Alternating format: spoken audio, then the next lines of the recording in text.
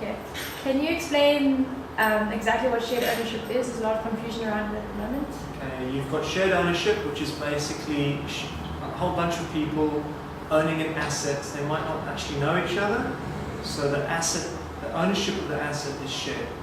Now, in this vacation ownership industry, shared vacation ownership, you've got luxury vacation or leisure use assets, such as a holiday home, a villa, or perhaps a boat, where multiple people will own usage or shares or a bit of both in that asset.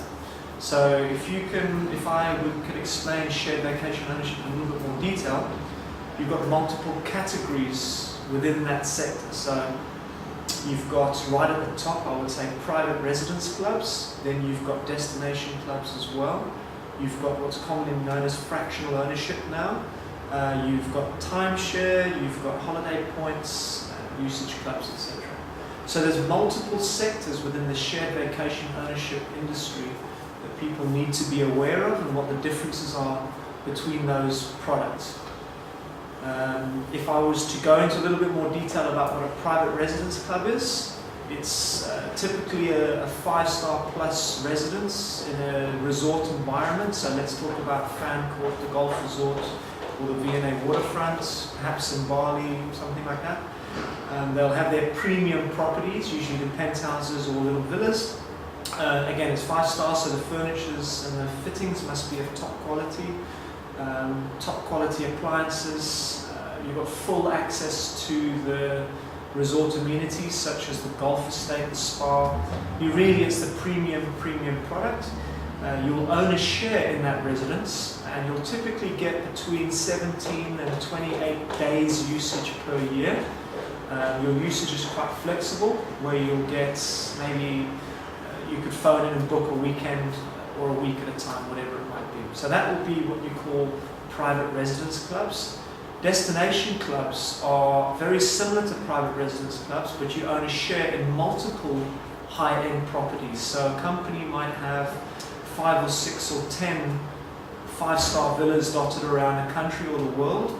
You'll own a share in the portfolio of the 10 or whatever it might be, and you've got obviously usage of all 10.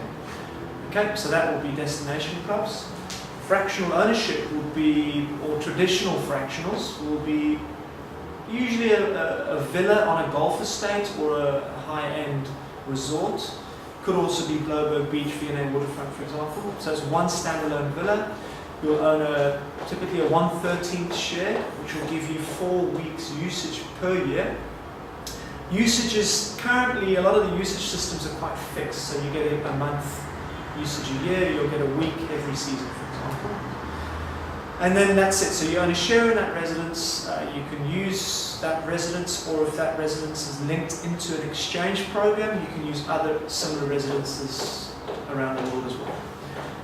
If you go into timeshare is literally ownership of time in a resort or a group of resorts. Not so much ownership of an ownership component there. So you've got use of time in one resort or multiple resorts. So that will be seen as a non-equity purchase. Then you've got holiday clubs and points clubs where you're buying just time in a group of properties or residences around the world.